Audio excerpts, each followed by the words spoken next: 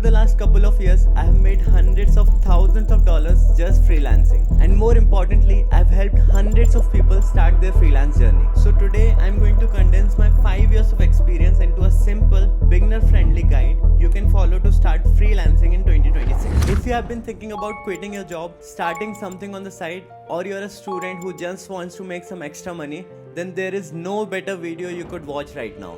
I'm going to show you exactly how to go from no clients and no clarity to building a high value, scalable and sustainable freelance career, and how to get your first big wins, or at least how to get started in the next 30 days. Here's what we are covering today: how to pick the right skills, how to build your first portfolio, how to get clients, how to price your work, and how to build systems that six-figure freelancers are using right now, and a lot more. Just real practical strategies for people who want to work for themselves. And if you're new here and wondering why I should listen to this guy, then hey, I'm Asil. I have been freelancing for the last 5 years. I went from freelancing alone to running a full video editing agency. I'm a top rated seller on Fiverr, where I have earned more than 2.5 crores on the platform and worked with 1,300 plus clients across 75 plus countries. So if you want a clear roadmap to start freelancing, make sure you take notes. First, let's talk about the market opportunity. Should you even start freelancing in 2026? Are too many people doing it now?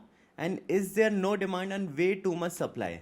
We can sit here and talk about saturation all day. People saying no one is getting work, freelancing is dead, AI has ruined freelancing. But when you look closely, the real numbers tell a very different story. Just like any other industry, the top 10% make the majority of the money and the rest are fighting over leftovers. But the good news is, in this video, I'll show you how to exactly reach that top 10%. Now let's look at the reality. In the US, around 38% of the entire workforce did some form of freelancing last year. Freelance platforms are exploding too. They are projected to grow from 7.3 billion in 2024 to around 16.5 billion by 2029. This means companies are hiring more freelancers, not fewer.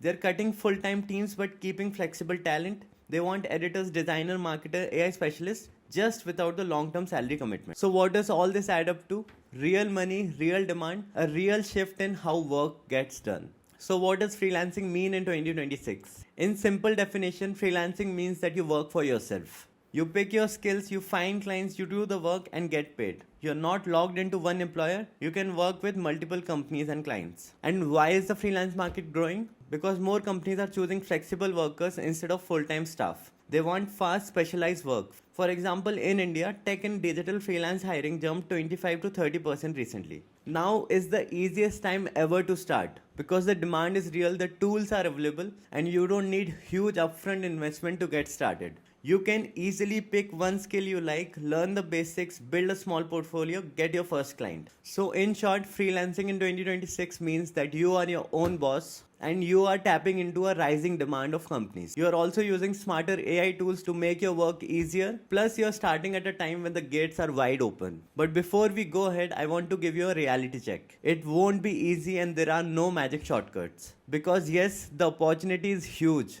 I'll tell you the expected timeline for good results. When you start, it's easy to think that I'll just quit my job, I'll just start freelancing, and in just few months I'll start making lakhs on lakhs of rupees. But in reality, this is what it will look like. Month 1 to 2, you're just learning, positioning yourself, building your first sample work, and maybe if you're really good, land one client. Then month 3 to 6, you might get momentum, start getting few clients, maybe 3 to 5, and start making some meaningful side income, but you're not full-time yet. Now, month 6 to 12, you have to be consistent and you might think about going full-time freelancing. Your second to third year is when you'll start seeing real growth, better clients and higher rates. It takes time, effort and consistency. The starting few months will be slow, but that's how they're supposed to be. But what about competition? Because to be honest, in 2026, everyone would want to work for themselves. That means you would need to stand out. When many people offer video editing and graphic design, you'll need to specialize or package smartly. Because of the competition, you will win fewer projects early on and might even give more value than you're paid just to build reviews and credibility. And that's okay, it's part of the work. And with AI automating a lot of things, you need to understand that AI is not your enemy, but if you ignore it, it will make you less relevant. Freelancers using AI tools to speed up workflow, generate ideas, automate parts will be ahead. So basic manual skills like just cutting some clips, designing a simple banner will become less relevant, and it will be very difficult to charge premium amount for that. So skills that add unique human creativity, strategy, client value will command more. So you don't need to master every tool tomorrow, but you should be aware of how AI is shifting clients' expectations. So as a beginner, you might have expectation that I'll pick a skill, post a gig, and money will follow. But in reality, you'll spend time building samples, polishing your skills, reaching out to a lot of clients, facing a lot of reactions, hundreds and hundreds before you get a single message. You might have expectations that I'll have steady work from day one, but in reality, income will likely fluctuate. 1 month might be great, next month you won't make anything. You might have expectation that I'll be my own boss, chill all day, but in reality, being your own boss means you'll have to do everything yourself, from sales, marketing, accounting, project management, client communication, and delivery, even when you just want to do the skill. So in reality, if you don't build value, you won't get paid. If you don't put in the reps, you won't get clients. So you'll need to reiterate, fail, refine, show up, resubmit proposals, improve samples, learn the workflow. So yes, freelancing can lead to freedom, high earning, and flexible lifestyle, but only if you do the hard things first. Don't expect very crazy results in the first 6 months. First 6 months are just to do the hard work without expecting anything in return. Now that expectations are set right, here's how to start freelancing in 2026. This is your beginner roadmap, step by step, simple, and if you follow it properly, you'll build the right foundation and avoid 90% of beginner mistakes. First, start by choosing your skill and understanding your offer. When I started, I tried everything: graphic design, web design, UI, UX, game development, cinematography, photography. And after that, I realized I like video editing the most. So take your time, explore and test different things, but eventually choose one skill and then turn that skill into a service. Don't say I do everything. Say I help X do Y using Z. For example, I help YouTubers edit videos so they can post weekly without stress. That's clear, it solves a problem, and clients immediately understand what you do. To help you out, here are the top paying freelance skills in 2026. I'll include all these articles and resources in a free guide for you. Second, find where the demand actually is. Once you pick a skill, you need to find out if people actually want it. Here's how you can do that. Step 1, check in real life. Go to local businesses around you, ask them if they need help with social media, content editing, graphic, website updates, anything related to your skill. If you can't pitch in person, selling online will be even harder. So this is a huge beginner unlock. Just go around your town and ask people if they actually need your service. Step 2, we can check online. Once you understand the demand in real life, then we can start looking online. You can check Fiverr, Upwork, Freelancer, people per hour, job listings, social media creators, small businesses on Instagram.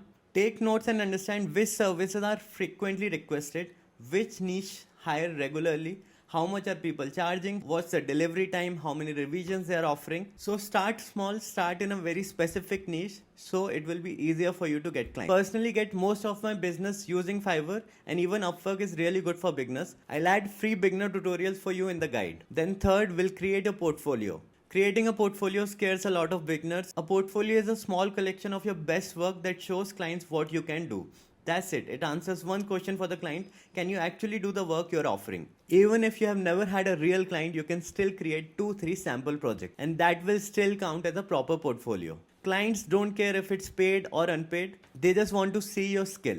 And now, how do you create a portfolio? Most beginners dump everything they have in a Google Drive, which is a very messy way to do it, and it also looks very unprofessional. But a clean website will instantly make you stand out. It's easier to navigate, you can charge higher, and you present yourself like a real business. When someone sees a clean website with your intro, work samples, services, testimonials, and contact info, it creates a much stronger first impression. And the easiest and the most beginner-friendly way to make this website is Hostinger. With Hostinger, you'll get a free domain, unlimited SSL, which means your site will be secure, free professional email, AI website builder that makes designing super easy. You'll get fast hosting plus 24/7 support and a 30-day money-back guarantee. Plus, the 48-month plan gives you the lowest long-term price. And by the way, I use Hostinger for my website too. Everything that I'm showing you is exactly what I use. It's fast, easy, reliable, and honestly perfect for freelancers who want to get online without spending a lot. So click the link in the description to get your own website. You have 2 discount options. You can use the promo code ASIL and get 10% 20% off on all hosting plans. Or if you are watching this during Black Friday week, then you can use the code ASIL20 to get 20% off. Thank you to Hostinger for sponsoring this video. Now this is what your portfolio website should include. When you create your site, aim to keep it simple and clean. You need a short intro about who you are, the service you offer, 2-3 sample projects, before after examples if possible, 1 or 2 testimonials or reviews, and a professional email plus contact section. The goal is to look organized, trustworthy, and easy to work with. If you're using any of the freelance platform like Fiverr or Upwork, they will also give you an option to create portfolio on their site. Now fourth, let's understand how you would price your service. A lot of beginners panic while pricing their services because they have never done it before, they don't know how much to charge, what people would be ready to pay. So to avoid all that, you need to define your offer first. You need to understand exactly what you are going to sell. Define your offer properly. What's included, what's not included, delivery time, number of revisions, price. For example, we'll quickly understand skill, service, and offering. So my skill right now is expertise in Adobe Premiere Pro and Adobe After Effects, which are video editing software. Using this, I'll provide video editing services, which is YouTube video editing, wedding video editing, travel video editing, Instagram Reels, etc.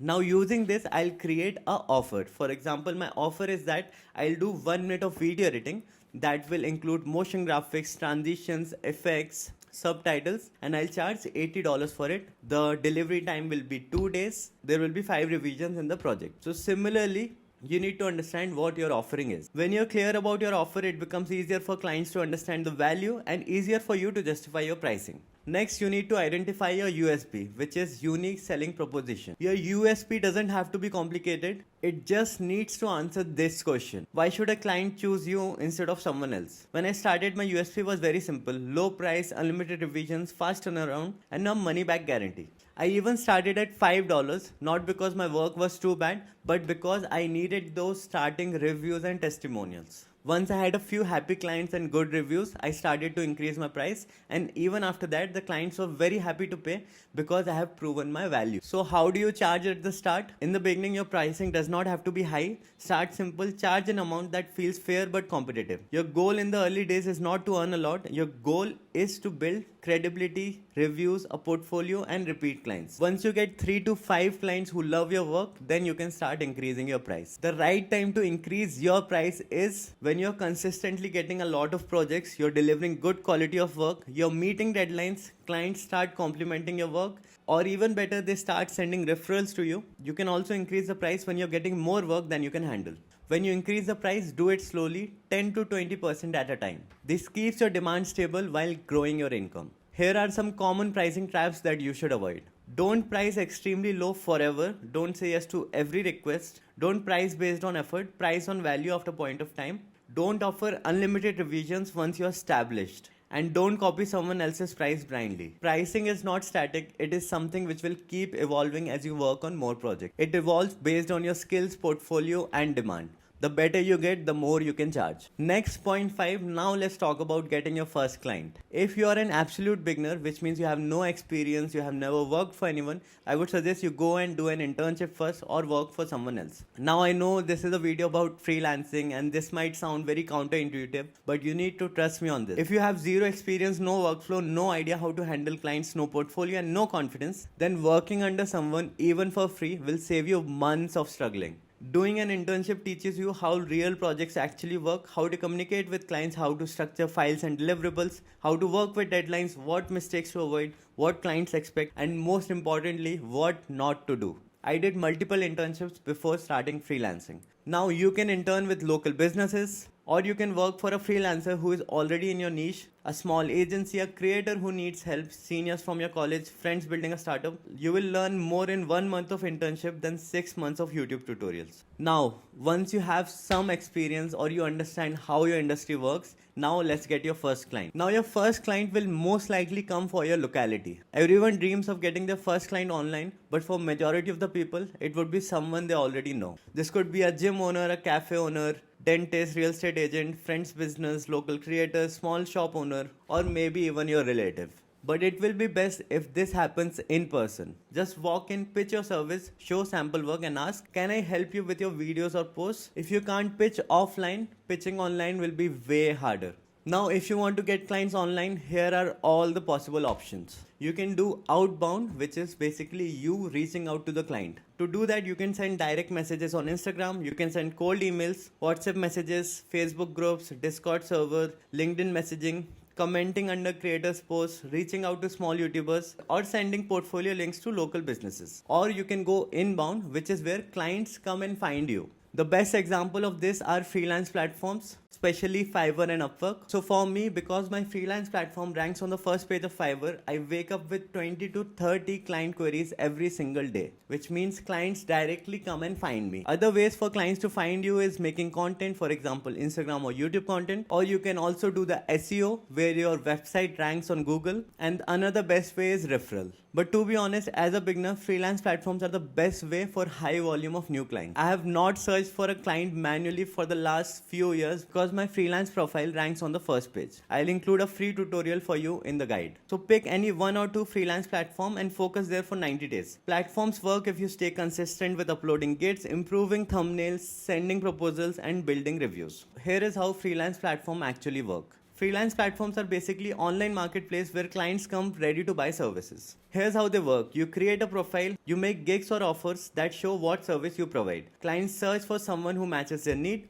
The search is based on keywords, which means you would have to rank your profile. Once they find your profile, they message you or directly place an order. You deliver the work, the platforms take a small fee and you get paid. Platform take a fee because they have a payment protection, contracts, disputes, refunds, messaging, and a time counter. So you only focus on the actual service, not everything else. This is why freelance platforms are really good for beginners because they do the marketing and sales for you. You just have to stand out and rank your profile.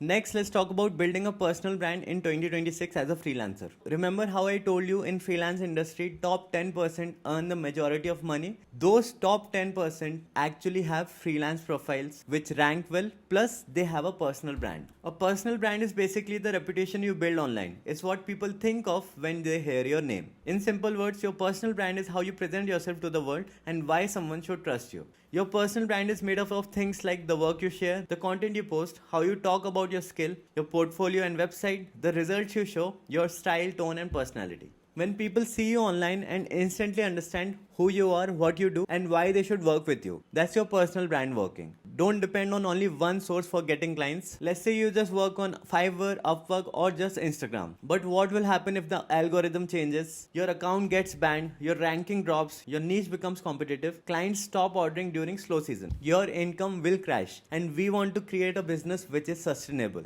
Even though I get majority of my revenue from Fiverr, apart from that, I scaled my personal brand, which is my Instagram and YouTube, through which I started getting sponsor deals. I started attracting more clients. I have my agency website where we do retainer clients. From time to time, when we need it, we can also send cold emails and we can also run Instagram ads. So any point of time, you should have multiple ways to get clients or multiple streams of revenue.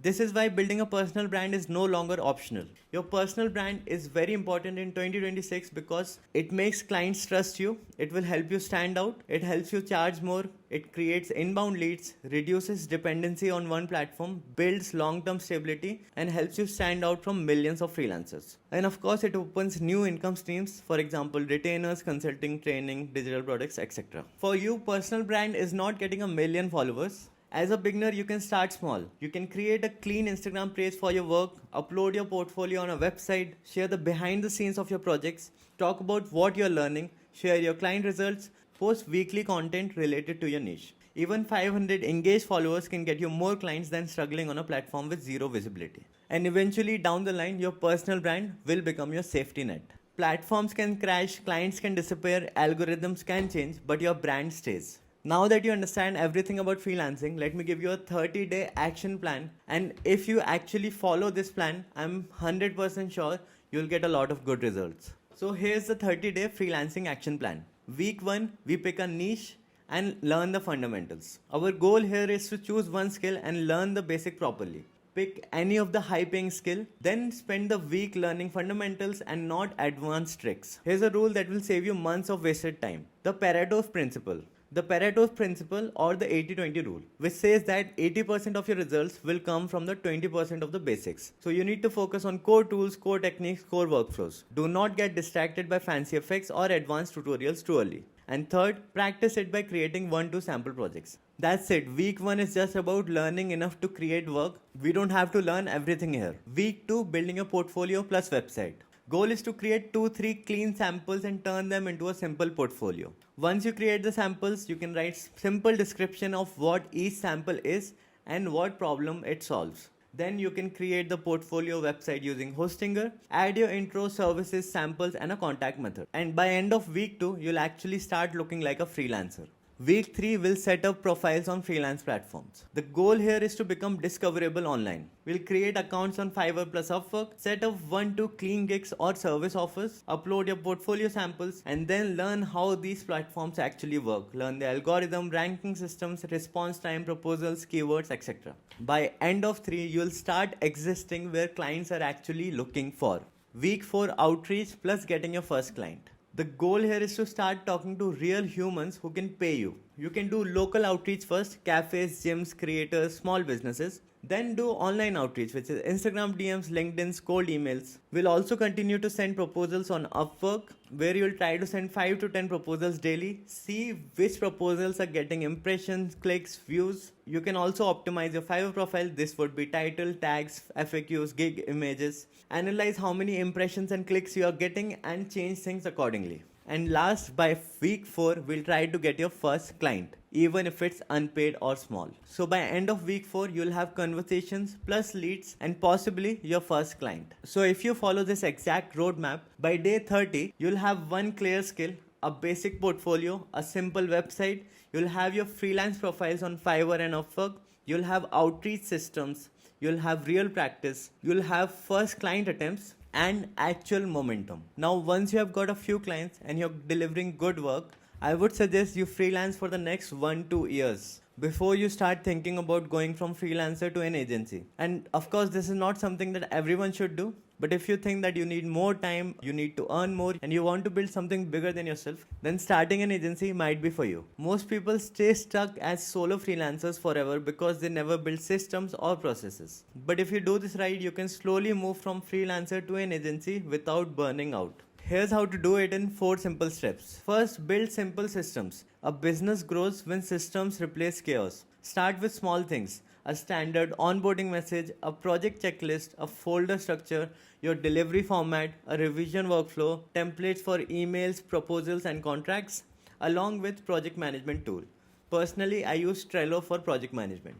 These save time, reduce mistakes and make you look more professional. Next, scale your workload smartly. Scaling does not mean hiring 10 people immediately. Scaling means increasing your price, increasing your speed, increasing your quality, outsourcing small tasks, and hiring part-time team members and assistants only when needed. Your goal here is to free up time for high-value work. Third, get retainer clients. One-off projects are good, but retainers change your income. Retainers equal to monthly clients who pay you every month for ongoing work. Retainers give you stability, predictable income, less stress, and long-term relationships. Aim to convert the people who are happy with your work into repeat clients plus retainer clients. That's the key to a long-term sustainable freelance business. Right now, I have around 50% of the revenue which comes from repeat clients. Next, add multiple streams of income as a business. A freelancer should never depend on a single platform or one client. Once you become good, add more sources of money. First is of course freelancing, then retainers, then there is agency work, then eventually you should scale your personal brand, so your YouTube channel and Instagram brand deals. Then you can create digital products, courses, consultation. You can sell templates, editing packs and so much more. This will protect you from slow months and build long-term stability. Now here's a 3-month realistic freelancing career roadmap for you. If you stick with freelancing, this is what your journey should realistically look like. I wish someone gave me this when I was starting. So your year 1 is just foundation. Your first year is all about building skills, building confidence, getting your first clients, making mistakes, learning communication, building portfolio, delivering good works, getting good reviews and improving your work. Year 1 you'll just learn how to freelance. Year 2 and 3 are for growth. By third year things become more serious. This is where you raise your prices, get stable monthly retainers, specialize in a niche, have a growing personal brand, build systems, improve speed and quality and become known for something. Plus build repeat clients. This is when freelancing starts to feel like a real business.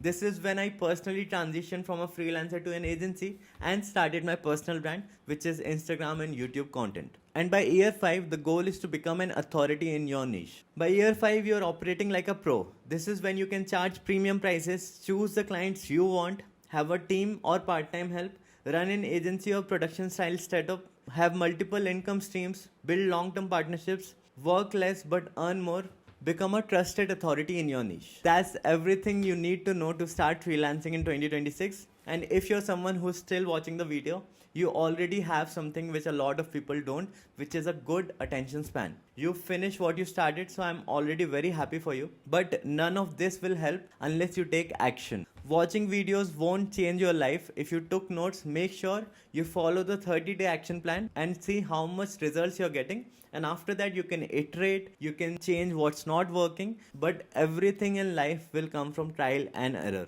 Every freelancer, included me, started at zero, but the big difference is that they started. They took the first step. So make sure you take action. I have created a free guide with everything that I have discussed, along with a lot of resources, articles, and tutorials for you to get started today. You'll find the link in the description, and don't forget to subscribe.